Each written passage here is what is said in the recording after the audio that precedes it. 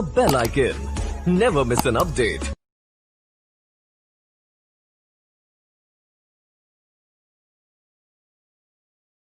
আশা করি সবাই তোমরা ভালো আছো। আজকে আমরা জৈব রসায়নের দ্বিতীয় দিনের আলোচনা শুরু করব। তো শুরু করার শুরুতেই বা প্রথমে আগের দিনের কিছুটা অংশ একটু আলোচনা করে নেব, সামান্য কিছু, আর তারপরে শুরু করব কার্যকরীমূলক কি, কার্যকরীমূলক দিয়ে কি হয়, আর সমাবয়বতা, আইইউপিএসি নামকরণ, এগুলো হচ্ছে আজকে আলোচনা। তো ছোট্ট আলোচনা প্রথমে শুরু করা যাক। হ্যাঁ, কার্বনের মধ্যে যখন সিঙ্গেল বন্ড মানে একটা বন্ড আছে, তখন তার বন্ধন দৈর্ঘ্য 1.54 অ্যাংস্ট্রম। এই অবস্থায় কার্বন হাইড্রোজেনের মধ্যে বন্ধন দৈর্ঘ্য হবে 1.10 অ্যাংস্ট্রম। যেমন অ্যালকেনের ক্ষেত্রে ইথেন, মিথেন, প্রোপেন, এদের ক্ষেত্রে। কার্বনের মধ্যে যখন ডাবল বন্ড, তখন তার বন্ধন দৈর্ঘ্য হবে 1.34 অ্যাংস্ট্রম, আর সেই সময় কার্বন হাইড্রোজেনের মধ্যে বন্ধন দৈর্ঘ্য হবে 1.08 অ্যাংস্ট্রম। কার্বনের মধ্যে ট্রিপল বন্ড যখন মানে অ্যাসিটিলিন এর মতো, তখন বন্ধন দৈর্ঘ্য হবে 1.20 অ্যাংস্ট্রম, আর কার্বন হাইড্রোজেনের বন্ধন দৈর্ঘ্য হবে 1.06 অ্যাংস্ট্রম। এগুলো হচ্ছে অ্যালকেনের ক্ষেত্রে, এগুলো হচ্ছে অ্যালকিনের ক্ষেত্রে, আর এগুলো হচ্ছে অ্যালকাইনের ক্ষেত্রে।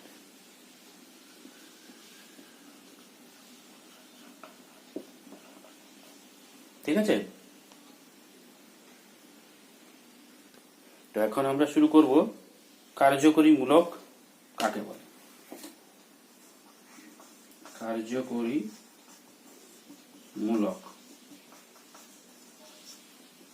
বা ফাংশনাল গ্রুপ। তো কার্যকরীমূলক জিনিসটা কি?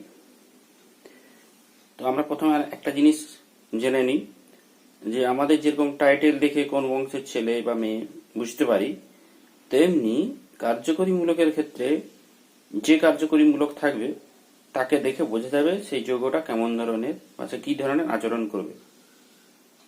তো এই কার্যকরী মূলকটা সেটা পরমাণু হতে পারে বা পরমাণু পুঞ্জও হতে পারে।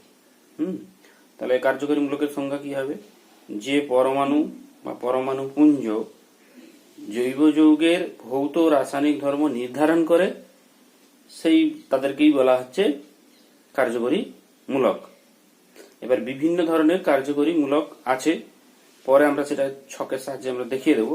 আমি যেগুলো বলছি সেগুলোর মধ্যে যেমন হচ্ছে, আর আরেকটা কথা, একই কার্যকরী মূলকযুক্ত সব জৈব যৌগগুলো একই রকমের ধর্ম, ভৌত ধর্ম, রাসায়নিক ধর্ম দেখায়। যেমন প্রথমে বলছি OH, এটা একটা কার্যকরী মূলক। এটা হচ্ছে অ্যালকোহলের কার্যকরী মূলক। অ্যালকোহলের কার্যকরী মূলক, নামের শেষে অল শব্দ কথাটা যোগ হয়, অল। ইথানল, প্রোপানল, বিউটানল ইত্যাদি। তারপরে আছে COOH, এটা হচ্ছে কার্বক্সিলিক অ্যাসিডের কার্যকরী মূলক। কার্বক্সিলিক অ্যাসিডের কার্যকরী মূলক। তো এইগুলো যে যৌগের মধ্যে থাকবে তারা সবগুলোই কার্বক্সিলিক অ্যাসিড, যেমন formic acid, acetic acid, propionic acid, butanoic acid, এগুলো। নামের শেষে ওইক অ্যাসিড যোগ করা হয়, ওইক অ্যাসিড।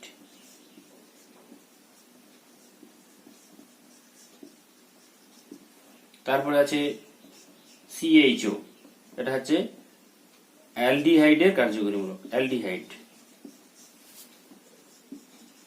অ্যালডিহাইডের কার্যকরী মূলক, নামের শেষে অ্যাল কথাটা যোগ করা হয়, যেমন aldehyde, acetaldehyde CH3CHO, formaldehyde HCHO, এদেরকে যখন আইপিএসি নামকরণ করা হবে তার নামের শেষে অ্যাল যোগ করা হবে। ইথানেল, মিথানেল, প্রোপানেল, এরকম। তারপরে আছে সি ডাবল বন্ড ও, এটা হচ্ছে কিটো, কিটো যৌগের কার্যকরী মূলক। কিটো যৌগের কার্যকরী মূলক, আইপিএসি নামের শেষে ওন যোগ করা হয়। যখন আইপিএসি নামকরণ করানো হবে তখন দেখতে পাবো শেষে ওন যোগ করা হয়। আর কি আছে? এস্টার আছে, অ্যামাইন আছে, NH2, এস্টার আছে, COCH3। এগুলো এমনি নাম হচ্ছে, এগুলো হাইড্রক্সি। কিন্তু জৈব যৌগের ক্ষেত্রে যখন যুক্ত হবে সেগুলোকে অ্যালকোহল যৌগ হিসাবে ধরা হয়। এইটার উদাহরণ যেমন অ্যালকোহল CH3, CH2। আচ্ছা, এটা অন্য কালিতে লিখলে ভালো হয়।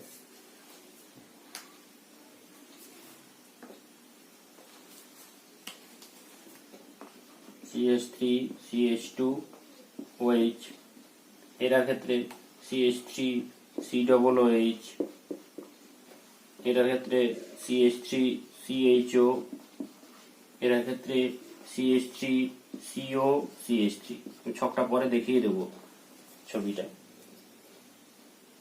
আর আছে, আর কি বললাম?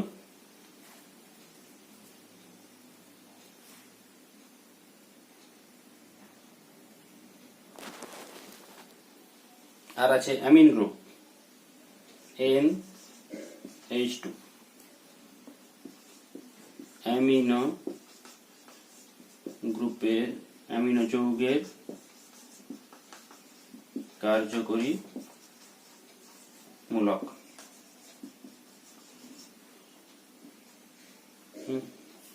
উদাহরণ কি হবে? CH3NH2,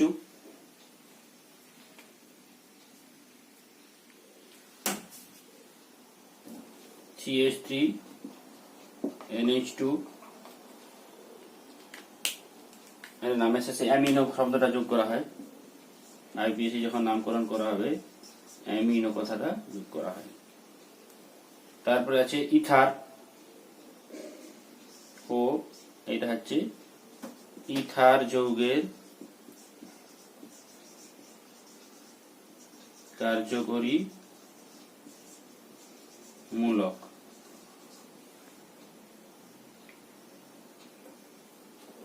যেমন উদাহরণ হচ্ছে CH3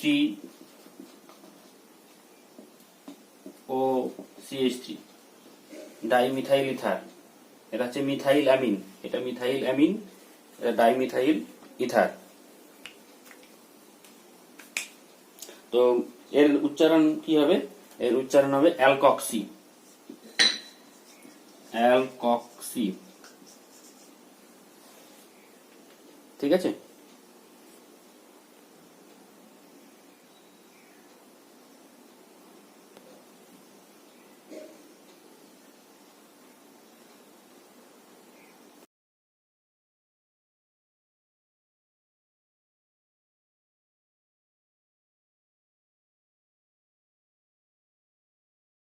এবার আমরা পড়ব জৈব যৌগের সমাবয়বতা, যেটাকে ইংরেজিতে বলা হয় আইসোমারিজম। সমাবয়বতা হচ্ছে জৈব যৌগের একটা প্রধান বৈশিষ্ট্য। কিছু কিছু অজৈব যৌগের ক্ষেত্রে দেখা গেলেও জৈব যৌগের ক্ষেত্রে বেশিরভাগ দেখা যায়। তো কাকে বলবো সমাবয়বতা? সমাবয়বতা হলো জৈব যৌগের এক বিশেষ ধরনের বৈশিষ্ট্য, যার ফলে একই আণবিক সংকেত বিশিষ্ট যৌগসমূহ আণবিক গঠনে পৃথক হয় এবং ভিন্ন ভিন্ন ধর্ম প্রদর্শন করে। তা সংকেত একই হবে, কিন্তু দুটো যৌগ আলাদা রকমের হবে এবং তাদের ধর্মও আলাদা হবে। সেগুলোকে বলা হয় পরস্পরের আইসোমার। এইরূপ বৈশিষ্ট্য সম্পন্ন যৌগগুলিকে পরস্পরের সমাবয়ব বা আইসোমার বলে। ঠিক আছে, এইবার আমরা উদাহরণে চলে যাব কোন জিনিসটাকে বলা হচ্ছে।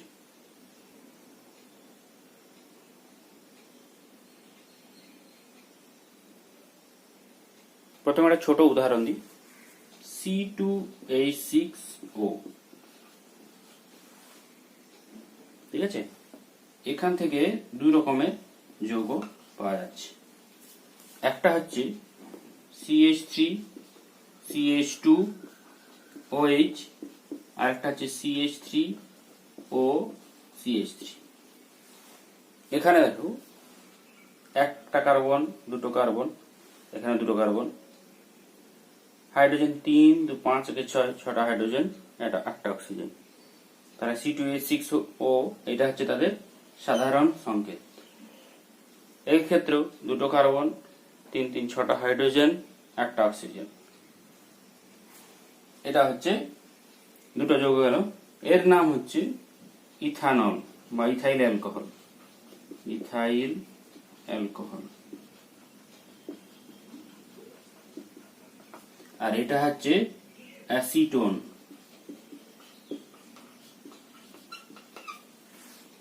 দুটো সাধারণ সংকেত একই, কিন্তু দুটো যৌগ আলাদা, এদের ধর্ম আলাদা। একটা অ্যালকোহল, একটা কিটোন, যেটাকে বলছে অ্যাসিটোন। কার্যকরীমূলক আমরা দেখেছিলাম, সরি এটা হচ্ছে অ্যাসিটোন নয়, সরি, এটা হচ্ছে ইথার। এটা হচ্ছে ইথার, নাম হচ্ছে ডাইমিথাইল ইথার।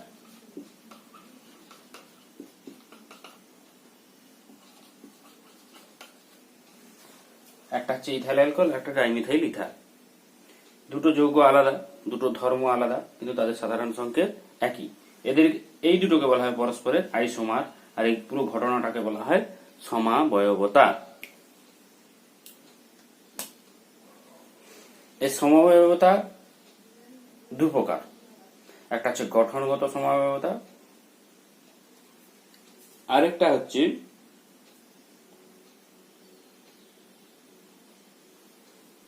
ত্রিমাত্রিক সমাবয়বতা। ত্রিমাত্রিক সমাবয়বতা আমাদের এখানে আলোচনা করার নয়, মানে আমাদের সিলেবাসে নেই। আমরা কেবলমাত্র আলোচনা করব গঠনগত সমাবয়বতা নিয়ে। ঠিক আছে, এই সমাবয়বতা দু প্রকার, একটা হচ্ছে গঠনগত, ত্রিমাত্রিক বললাম আগে। ত্রিমাত্রিকটা আমরা এখানে পড়বো না, দ্বিমাত্রিক একটু বড় হলে পড়বো। গঠনগত হচ্ছে সমাবয়বতার তিনটা ভাগ, কার্যকরী, অবস্থানগত আর মেটামরিজম। মেটামরিজমটা আবার পড়বো না, আমাদের সিলেবাসে নেই। আমরা পড়বো কার্যকরী, মূলক ঘটিত সমাবয়বতা আর অবস্থান ঘটিত সমাবয়বতা। তো এবার দেখে নেব গঠনগত সমাবয়বতা কাকে বলে।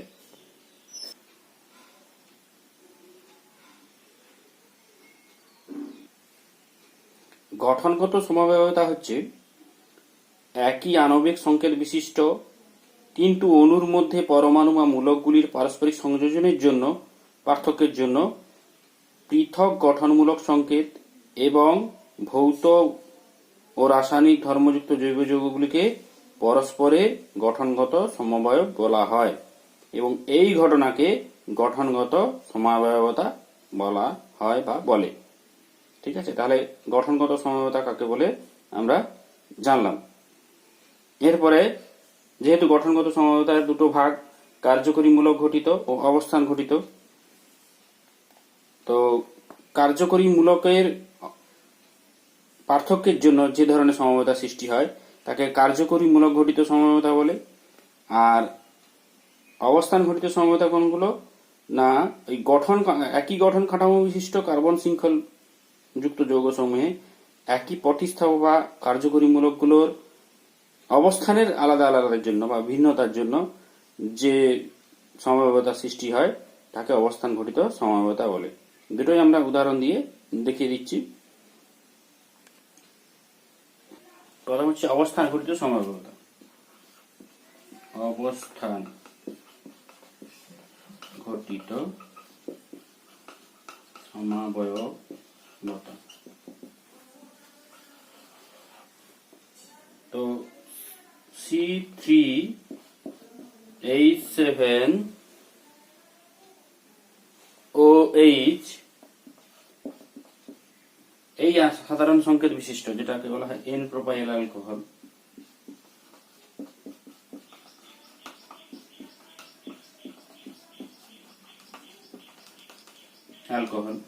এই সাধারণ সংকেত বিশিষ্ট দুটো অ্যালকোহল আছে। দেখবো একটা হচ্ছে CH3 CH2 CH2OH,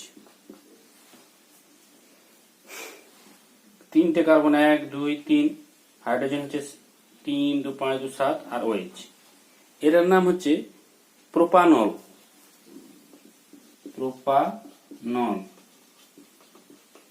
আবার CH3 CH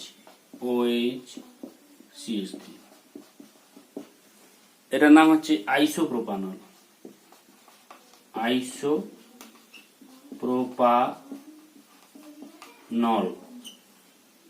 বা 2 প্রোপাইল অ্যালকোহল বলা হয় এটাকে। দেখো এইখানে OH এর অবস্থানটা দেখো, OH-টা এখানে এর ক্ষেত্রে, আর এর ক্ষেত্রে OH-টা মাঝখানে চলে এসেছে। এই অবস্থানের ভিন্নতার জন্য এর মধ্যে সমবেতা সৃষ্টি হয়েছে, কিন্তু দুজনের সাধারণ সংকেত ওই C3H7OH। এই অবস্থানের পার্থক্যের জন্য এদের মধ্যে সমবেতা সৃষ্টি হয়েছে, যেটাকে বলা হয় অবস্থান ঘটিত সমবায়বতা। তেমনি আছে C4H8 বলে একটা যৌগ, সেখানে ডাবল বন্ডের অবস্থানের ভিন্নতার জন্য সমবায়বতা সৃষ্টি হয়েছে। এইগুলোকে বলা হচ্ছে অবস্থান ঘটিত সমবায়বতা। এরপরে আমরা পড়ব কার্যকরী মূলক ঘটিত সমবায়বতা। কার্যকরী মূলক ঘটিত সমবায়বতা কি আছে? যেমন একটা উদাহরণ দিচ্ছি, C3H6O। এটা উদাহরণ প্রথমে দিয়েছিলাম। এই সাধারণ সংকেতের দুটো যৌগ হয়, একটা হচ্ছে CH3 CH2OH আর হচ্ছে CH3O CH3। একই সাধারণ সংকেত C3H6O, কিন্তু এর একটা কার্যকরী মূলক হচ্ছে এইটা, এর কার্যকরী মূলক হচ্ছে এইটা। একটা হচ্ছে অ্যালকোহল আর একটা হচ্ছে ইথার। এই কার্যকরী মূলকের পার্থক্যের জন্য এদের মধ্যে সমবেতা সৃষ্টি হয়েছে, যেটাকে বলা হচ্ছে কার্যকরী মূলক ঘটিত সমবায়বতা। আরো বিভিন্ন ধরনের যৌগের ক্ষেত্রে এরকম কার্যকরী মূলকের ভিন্নতার জন্য সমবেতা সৃষ্টি হয়। তো এক্ষেত্রে এই অ্যালকোহল গ্রুপ আর ইথার গ্রুপের পার্থক্যের জন্য এখানে সমবায়বতার সৃষ্টি হয়েছে।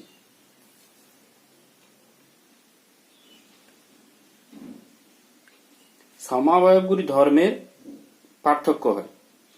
সমবায়বগুলির আণবিক সংকেত এক হলেও তাদের গঠন সংকেত আলাদা হয়, এই জন্য তাদের ভৌত রাসায়নিক ধর্ম আলাদা হয়। যেমন এই যে এখানে একটা কার্বন সংখ্যাটা একটু বেশি লেখা হয়ে গেছে, এটা 2 হবে, C2H6O। যেমন এই যে C2H6O আণবিক সংকেতের সাহায্যে ইথানল ও মিথক্সি মিথেন দুটি সমবায়ব যৌগকে প্রকাশ করে। মিথক্সি মিথেন বা ডাইমিথাইল ইথার বলা হয়। এবার হচ্ছে ইথানল অ্যালকোহলের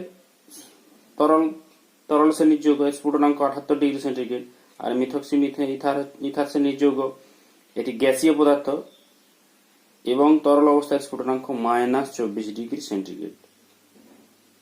ইথানল সোডিয়ামের সঙ্গে বিক্রিয়া করে সোডিয়াম ইথক্সাইড তৈরি করে, কিন্তু ডাইমিথাইল ইথার মিথক্সি মিথেন বা সোডিয়ামের সঙ্গে কোনো বিক্রিয়া করে না।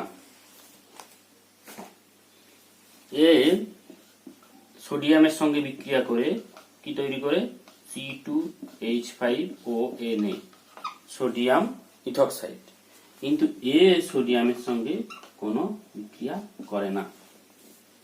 ঠিক আছে, এর ইথাইল অ্যালকোহলের স্ফুটনাঙ্ক হচ্ছে 78 ডিগ্রি সেন্টিগ্রেড, কিন্তু এর গ্যাসীয় অবস্থা থাকে, এটা তরল অবস্থায় থাকে, গ্যাসীয় অবস্থা থাকে। তরল অবস্থায় স্ফুটনাঙ্ক হচ্ছে -24 ডিগ্রি সেন্টিগ্রেড। কার্যকরীমূলক ঘটিত সমবায়বতা, তারপরে বললাম সমবায় যৌগগুলি ধর্মের পার্থক্য। সমবায়বতার অংশটা শেষ হলো। এবার আমরা পড়ব সমগণ। সমগণ কাকে বলে বা হোমোলোগাস শ্রেণী কি, এগুলো পড়ব।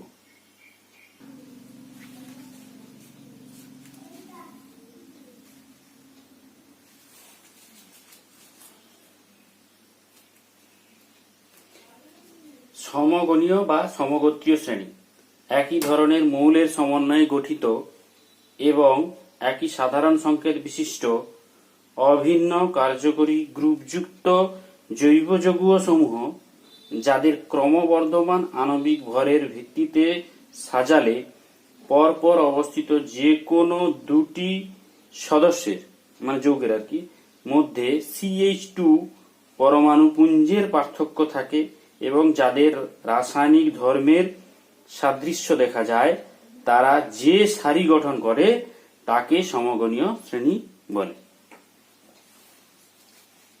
তাহলে কি দেখলাম, যে পরপর দুটো যৌগের একই রকমের দুটো যৌগের মধ্যে CH2 গ্রুপের যদি পার্থক্য থাকে তাহলে তাকে বলা হবে সমগণীয় শ্রেণী। CH2 গ্রুপের পার্থক্য দেখিয়ে দিচ্ছি কি জিনিসটা।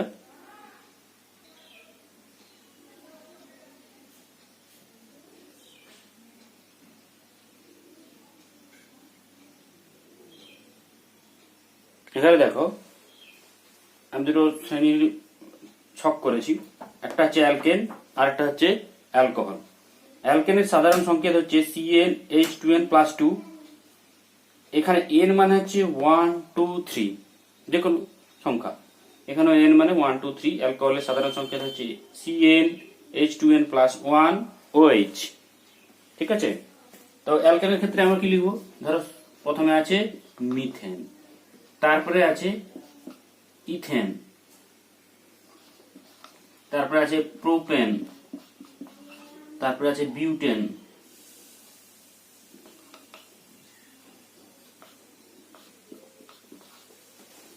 তো এখানে দেখো CH4 এর সঙ্গে C2H6 এর কি পার্থক্য। CH4 এর সঙ্গে যদি আমরা CH2 জুড়ে দিই তাহলে তৈরি হয়ে যাবে C2H6।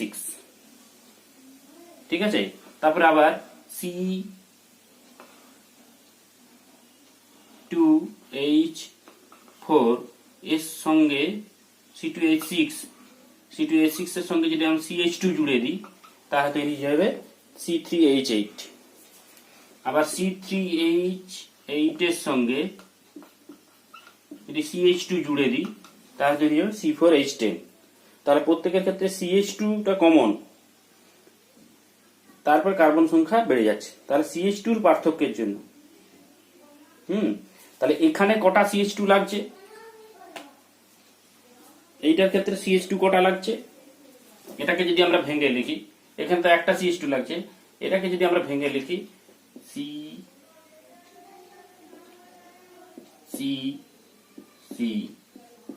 CH2 মানে CH3, এখানে CH3, এখানে একটা CH2, এখানে একটা CH2।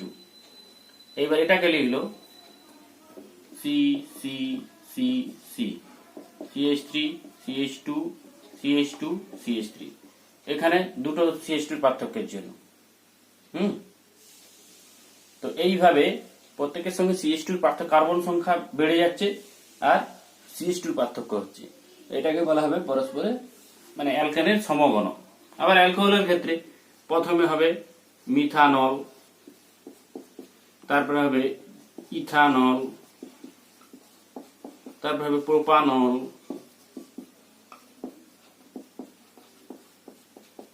তারপরে হবে বিউটানল। দেখো একটা করে CH2 বেড়ে যাচ্ছে। এখানে একটা CH2, তারপর দুটো, তারপর তিনটে, এরকম ভাবে। এর ক্ষেত্রেও আছে এরকম, এটাকে এরকম যদি গুছিয়ে লেখা হয় CH3 CH2, এখানে দুটো CH2, এখানে তিনটে CH2, পার্থক্য হয়ে যাচ্ছে। এখানে একটা করে হাইড্রোজেন বাড়ানো হয়েছে কিন্তু ওটা CH2 গুলো বেড়ে গেছে পরপর। তো এইটা হচ্ছে অ্যালকোহলের হোমোলোগাস শ্রেণী বা সমগণীয় শ্রেণী। একই অ্যালকোহল যৌগ কিন্তু এদের CH2 মূলকের পার্থক্য প্রত্যেকের সঙ্গে। অ্যালকেন এরকম কার্বক্সিলিক অ্যাসিড, তারপরে হচ্ছে এস্টার, অ্যামিন, অ্যালডিহাইড, কিটোন সবার হোমোলোগাস শ্রেণী আছে পরপর এরকম CH2 মূলকের পার্থক্যের জন্য। আজ এ পর্যন্তই। তো এর একটা ছক আমরা পরে দেখে নেব কিরকম আছে। পরের দিন IUPAC নিয়ে আলোচনা করা যাবে। আজ আর IUPAC নিয়ে আলোচনা করছি না। ওকে, ভালো থাকবে তোমরা।